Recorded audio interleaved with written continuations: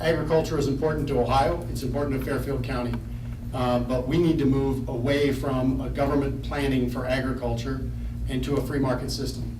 Even though I've been supported by the Farm Bureau and they continue to endorse my campaign this time, I think farm subsidies are the wrong approach. I think what we need to do is move toward a free market approach with things like crop insurance. This year for the first time in Fairfield County, I was at the Keller Farm, and instead of a 210 bushel an acre yield for corn, they ended up at 130. And it was a bad year because there was a long drought and it came at a bad time.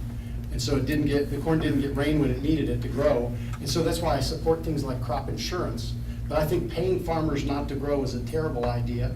I think subsidizing things that don't make economic sense is also a bad idea. We need to move to a free market agriculture policy and at the same time open up new markets. I voted for 3 new free trade deals, and the farmers here love it because it's growing jobs right here in Fairfield County, right here in Southeast Ohio, right here in Central Ohio, that'll make sure that they have new markets to send their beef, to send their soybeans, to send their corn.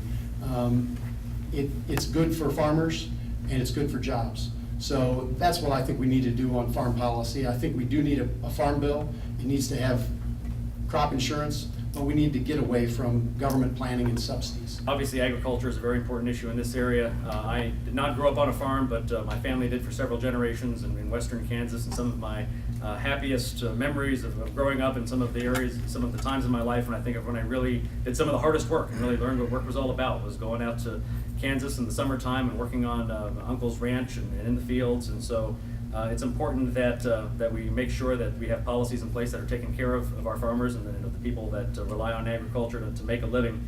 That said, I think the Farm Bill is another example of where Congress has been broken here recently and been unable to come together to get a Farm Bill through in a way that is going to help to protect our farmers and the agriculture industry.